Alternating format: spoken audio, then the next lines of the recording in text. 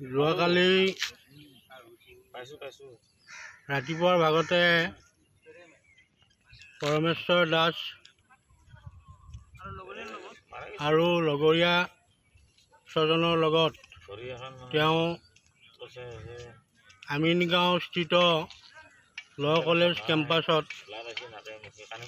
গৰুৰ বাবে ঘাঁহ কাটিবলৈ আহি নিৰুদ্দেশ হৈ থাকে। লগৰ কেইজন ঘাঁহ কাটি ঘাঁহবোৰ এক জেগাত গোটোৱাৰ পিছত উপযুক্ত এই পৰমেশ্বৰ দাস আহি নোপোৱাত তেওঁলোকে ইফাল সিফাল কৰি বহুতখিনি বিচাৰ খোচাৰ কৰিলে। কৰাৰ অন্তত বিচাৰি নাপাই ঘৰত খবৰ দিয়া হ'ল। ঘৰত খবৰ দিয়াৰ পিছত কুলাটিৰ পৰা অৰ্থাৎ গাঁৱৰ পৰা প্ৰায় 30জনমান ব্যক্তি আহি ৰাতিয়েই পোহৰৰ ব্যৱস্থা কৰি বিচাৰ খোচাৰ পুনৰবাৰ কৰে যদিও কোনো ধৰণৰ সম্ভেদ পোৱা নগ'ল।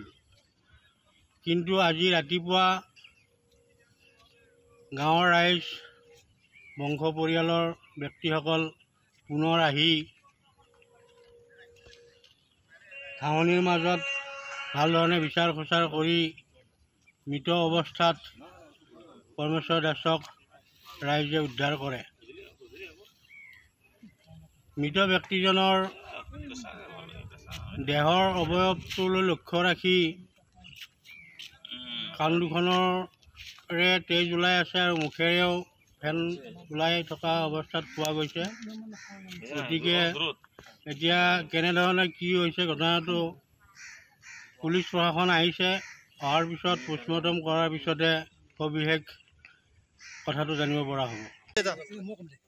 তাৰমানে এতিয়া আমি 4জন মানুহ ঘাঁহ কাটিব আহিলোঁ। ঘাঁহ কাটিব আহি আমি 10টামান বজাৰ পৰা ঘাঁহ কটা আৰম্ভ কৰিলোঁ।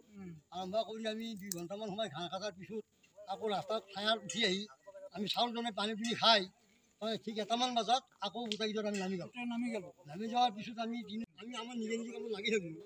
আমি যেতিয়া আকৌ ঘাঁহ কাটি হয়তো কাটি আছে বুলি ভাবি এনেকৈ আমাৰ যেতিয়া প্ৰায় 2-2.5জন বাইছি তেতিয়ালৈ যেতিয়া অহা নাই তেতিয়া আমাৰ সন্দেহ হ'ল। হৈ পেলাই তেওঁক আমি গেৰুৱাগেৰি বহুত কৰিলোঁ।